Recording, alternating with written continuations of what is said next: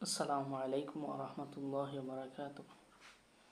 আলহামদুলিল্লাহ নাহমাদুহু ওয়া নাস্তাঈনুহু ওয়া নাস্তাগফিরুহু ওয়া নাউযু বিল্লাহি মিন শুরুরি আনফুসিনা মান ইয়াহদিহিল্লাহু ফালা মুদিল্লা লাহু ওয়া মান ইউদ্লিলহু ফালা হাদিয়া লাহু ওয়া নাশহাদু আন্না মুহাম্মাদান আবদুহু ওয়া রাসূলুহু আম্মা বা'দ। আজকে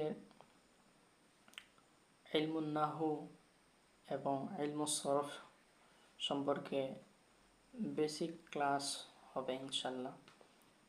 শুরুতেই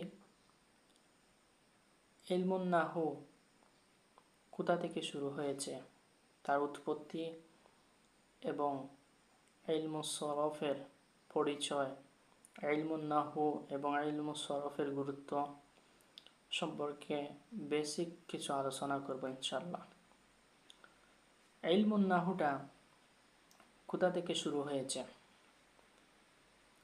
ইলমুন নাহুর প্রণয়ন এবং তার নামকরণ কি, তা আমরা এখন জানব। যে ইলমুন নাহুর প্রণয়ন এবং নামকরণ হলো, একদা বর্ণিত আছে যে হযরত আবুল আসওয়াদ দুহাইলি তাবেঈ বসরি, মানে হযরত আবুল আসওয়াদ দুহাইলি তাবেঈ বসরি, তার বাসভবন বা বাড়ি হলো বসরা রহমতুল্লাহ আলাইহি। তিনি একদিন শুনতে পেলেন এই যে একজন ব্যক্তি কুরআনুল কারীমের একটি আয়াত তিলাওয়াত করতেছে, যে ইন্নাল্লাহা বারিউম মিনাল মুশরিকিনা ওয়া রাসূলুহু। এই আয়াত সে পড়তেছে।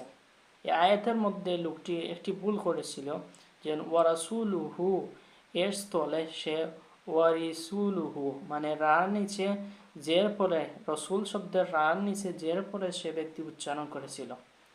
তখন আবুল আসওয়াদ দুহাইলি রহমতুল্লাহ আলাইহি তিনি বললেন যে তুমি তো রাগান্বিত হয়ে তিনি বললেন যে তুমি তো কুফরি কালাম পড়তেছ, মানে তুমি তো কুফরি তেলাওয়াত করতেছ।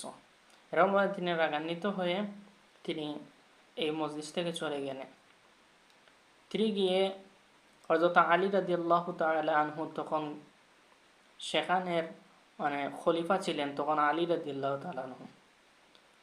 আবুল আসওয়াদ দুহাইলি তিনি খলিফা আলী রাদিয়াল্লাহু তাআলা আনহুকে এই বক্তব্য উপস্থাপন করলেন যে ওই মানুষ তো এখন আরবি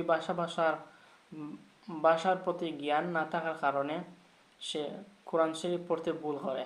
আগে কিন্তু কোরআনুল কারীমের মধ্যে